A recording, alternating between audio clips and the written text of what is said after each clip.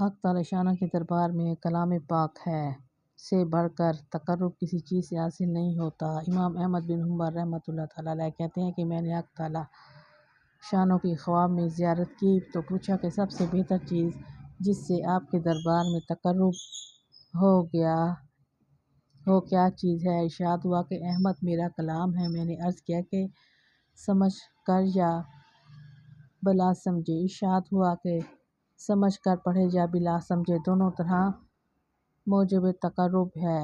اس حدیث شریف کی توثیق اور تلاوت کلام پاک کا سب سے بہتر طریقہ تقرب ہونے کی تشریح حضرت اقدس مولانا شاہ عبدالعزیز صاحب دہلوی نور المقدہ کی تفسیر سے مستنبط ہوتی ہے، جس کا حاصل یہ ہے کہ سلوک اللہ یعنی مرتبہ احسان حق سبحانہ و تقدس کی حضوری کا نام ہے، جو 3 طریقوں سے حاصل ہوتی ہے۔ اول تصور، جس کو عرف شرع میں تفکر و تدبر سے تعبیر کرتے ہیں اور صوفیہ کے یہاں مراقبہ سے۔ دوسرا ذکر لسانی اور تیسرا تلاوت قرآن پاک۔ سب سے اول طریقہ بھی چونکہ ذکر قلبی ہے، اس لیے دراصل طریقے 2 ہی ہیں۔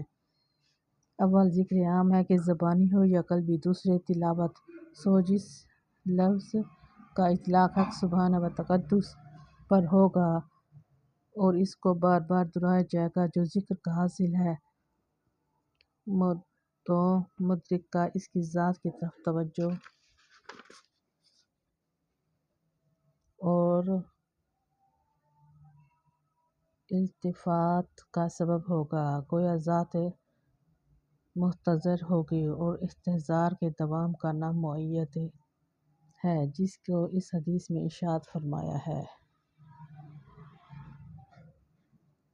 حق سبحانہ تقدس کا ارشاد ہے کہ بندہ نفل عبادتوں کے ساتھ میرے ساتھ تقرب حاصل کرتا رہتا ہے، یہاں تک کہ میں بھی اس کو محبوب بنا لیتا ہوں، حتیٰ کہ میں اس کا کان بن جاتا ہوں جس سے وہ سنتا ہے، اور آنکھ بن جاتا ہوں جس سے وہ دیکھتا ہے، اور ہاتھ جس سے وہ کسی چیز کو پکڑتا ہے، اور پاؤں جس سے وہ چلتا ہے۔ یعنی جب کہ بندہ کثرت عبادت سے حق تعالی شانہ کا مقرب بن جاتا ہے تو حق تعالی شانہ اس کے اعضاء کو محافظ بن جاتے ہیں، اور آنکھ، کان وغیرہ سب مرضی آقا کے تابع ہو جاتے ہیں۔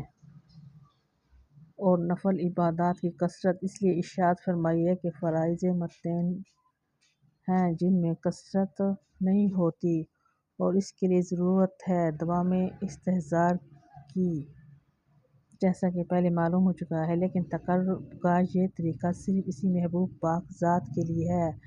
اگر کوئی چاہے کہ کسی دوسرے کے نام کی تسبیح پڑھ کر اس سے تقرب حاصل کرے تو یہ ممکن نہیں۔ اس وجہ سے اس قسم کے تقرب میں جس کی طرف تقرب ہو، اس میں وہ 2 بات کا پایا جانا ضروری ہے۔ اول یہ کہ اس کا علم محیط ہو ذاکرین کے قلبی اور زبانی اذکار کو، اگرچہ وہ مختلف زبانوں اور مختلف اوقات میں ذکر کریں۔ دوسرے یہ کہ ذکر کرنے والے کے مدرکہ میں تجلی اور اس کے پر کر دینے کی قدرت ہو، جس کو عرف میں مدنی نزول اور قرب سے تعبیر کرتے ہیں۔ یہ دونوں باتیں چونکہ اس سے مطلوب پائی جاتی ہیں، اس لیے طریق بالا سے